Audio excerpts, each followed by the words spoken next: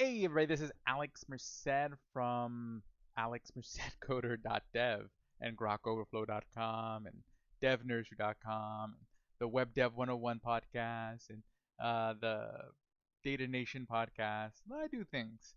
But bottom line, what I want to talk about today is just kind of expand on my previous video about just the basics of EJS. And here I want to just kind of illustrate like how you can really use JavaScript to your advantage, because again, with EJS, you have the full power of JavaScript behind you. So, and the problem is like sometimes when you're writing a lot of logic in your templates, so like let's say you're writing an EJS file, see like all of having to go in and out of JavaScript using the EJS markers can be sometimes kind of hard to read.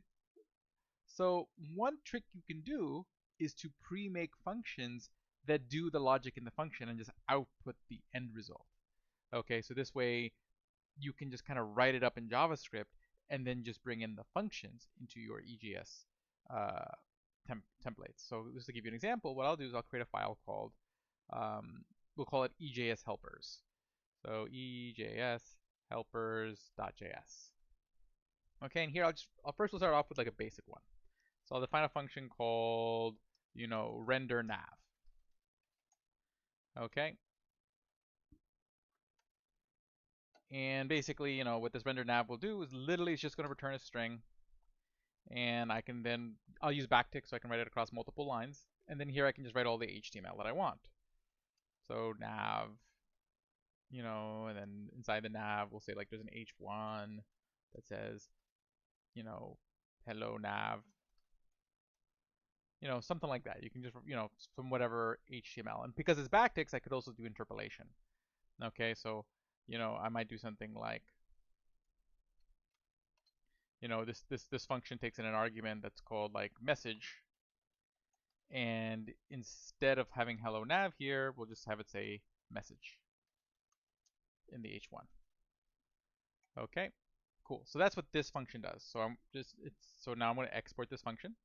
So what I'm going to do is I'm going to write a lot of functions in this file. So what I'm going to do is I'm going to do module.exports equals an object, and I'm going to send all of the functions I'm going to export and wrap them in one object. So because you can only export one thing. Okay, module.exports can only equal one thing. So generally when you want to export multiple things, the easiest thing to do is just to wrap them in an object. So I will wrap up render nav in that object. Okay, so that's one function being exported. Okay, and so then what I can do is I'll import that function. So I will const helpers, we'll call it, and then that's going to be all that object that we just exported from EJS helpers. Actually, would be /EJS helpers. Okay, and then what I can do is I can just include that. Okay, I can just include that with my so I just include the entire helpers object in with all the other stuff I send to EJS. So since I'm sending the helpers, and notice how I just wrote down the variable name here. Whenever you're creating an object like this, if I just write the variable name, it's the same thing as if I wrote this. That there's a property called helpers that equals the helpers variable. But JavaScript lets you just kind of shortcut the process and just if you just write the name of the variable, it'll just know what you mean. So again, here's the first property, the second property, and the third property. So I'm actually literally just sending over an object with functions. But now I can use that in my template. So now if I go, let's go back to server. This particular one is rendering index.ejs. So I'll head over to my views, head over to the index.ejs. And let's say I go over here and, we'll say right over here, I will use my EJS brackets. And I can just use my helpers dot render nav. And then I'll pass it like, this works. I'll pass it a message. Okay, so instead of me having to do like a lot of other logic, I just call the function and the function is just going to output. And again, I got to make sure I use the equal sign because I want to put the output of the function into the text.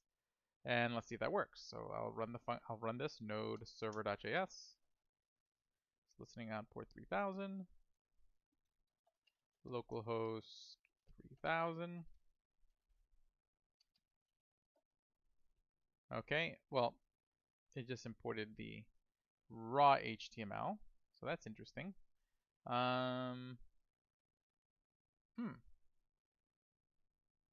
Okay, so let's see if we can take a different approach. Okay, so maybe you don't want to like export big strings of HTML, but I wonder if I do this. If I take off the equal sign, what do I get? No, then you get nothing. And then if we just use a dash, what do we get? This works. Okay, got it. So that works. Okay. So essentially, if you're going to put in a big string of HTML, because again, what this render nav function, okay, does this basic, and I guess that makes sense because it's essentially the same thing you're doing with this include function. This include function is exporting all the HTML from this file and injecting it into the file. So it makes sense that you want it to be, because what this does is unescapes it, so it just treats it like raw text versus, well, it'll interpret the HTML essentially. Okay, so essentially, if your function, so if I go back to my EJS helper function, actually returns an HTML string, then you'd probably want to do this. Okay, so that's a good discovery. Okay, sometimes, see, even I learn things when I'm just randomly trying cool things out.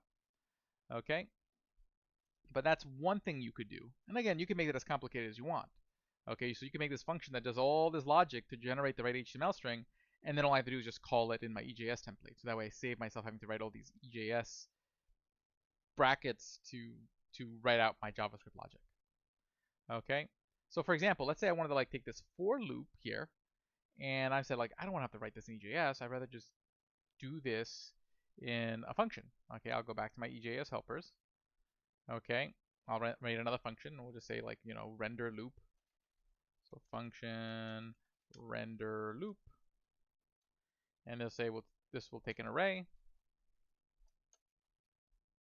Okay, and essentially I will like, so now in this case, what I would want to do again is there's a couple different approaches I can take to this, but ideally I just really want to just generate the HTML that I want to inject onto the thing. Okay, so what I'm going to do is use map.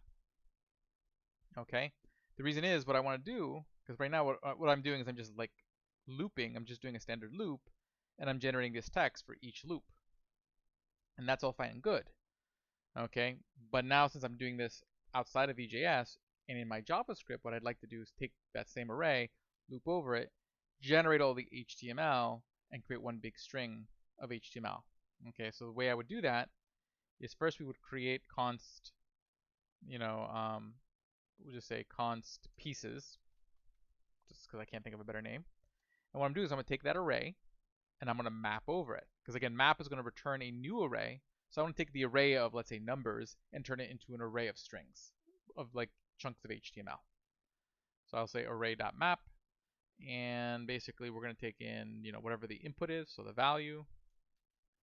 And for each thing that is in the array, what I want to do is return an h2 with the value in there. And notice I'm just taking advantage of JavaScript string interpolation. So I'm using the backticks.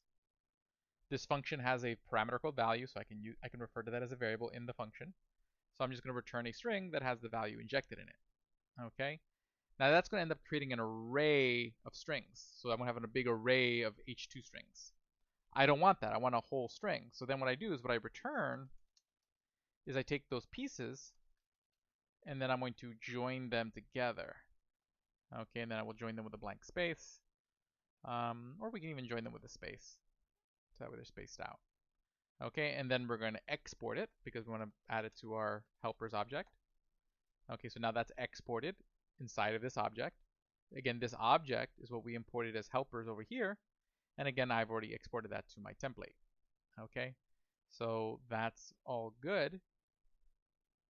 And now what I can do over here is I can replace this loop. Okay, well, really this loop, because the idea is I'm looping over an array. So what I'll do is I can get essentially, oh, well, I won't get rid of it. What I'll do here is I'll just say percentage, and again, I'm going to use a dash since I'm generating a string of HTML. We want to treat it as unescaped text. Okay, so then we will use helpers dot render, what did I call it? Render loop. render loop, and then we'll pass it the array of nums. Okay, because again, if we go back to our server.js, I pass this array into the template. So I have this nums array. Okay, so now I run that. Okay, let me restart the server. And now if I refresh the page, okay, so you see like I did the loop.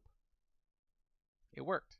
Okay, but you see like this is like a lot cleaner. This is like one line, because I said instead of doing all that work inside the EJS, which after a while when you're mixing the HTML and the EJS all in one file, it gets a little messy.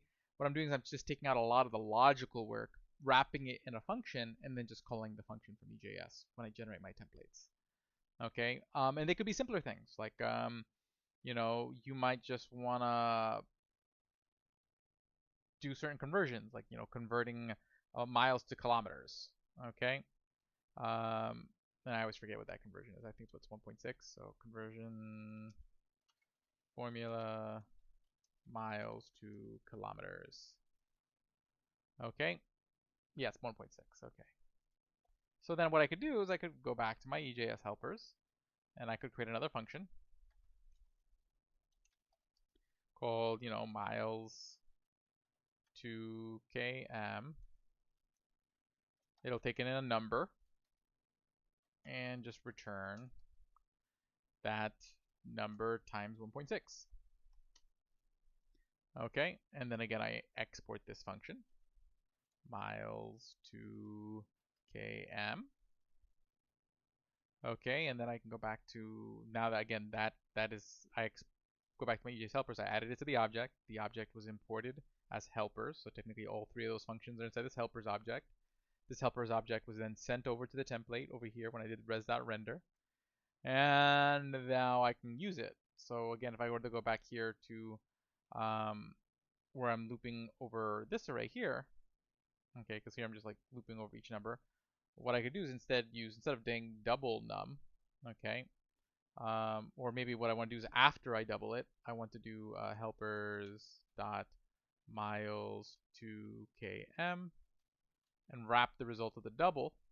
So essentially what I'm doing is I'm doubling the number first and then converting that into kilometers.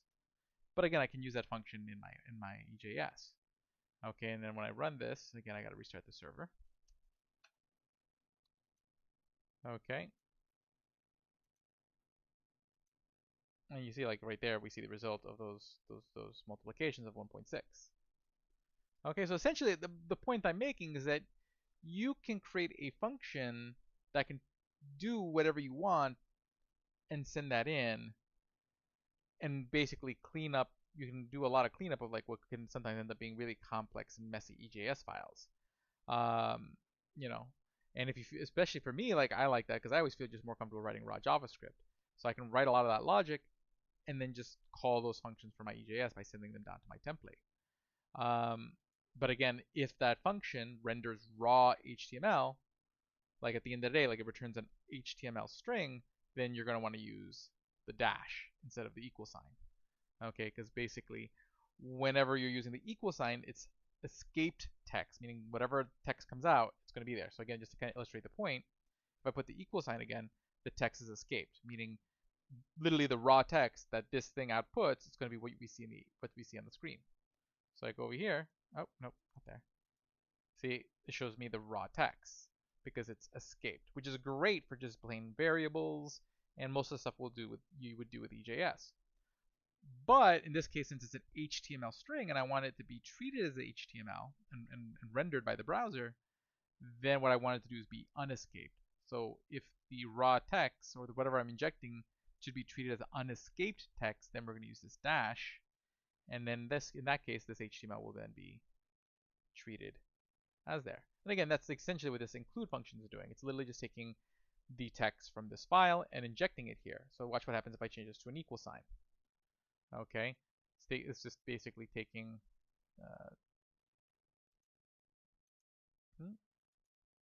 include. Well, I guess it doesn't actually. I guess exactly what's happening in that function is slightly different than I'm imagining, but you still would need to put that there. Okay. Although it's inside the head.ejs. Oh, that's why I'm not going to see it. Okay. Cool, cool, cool, cool.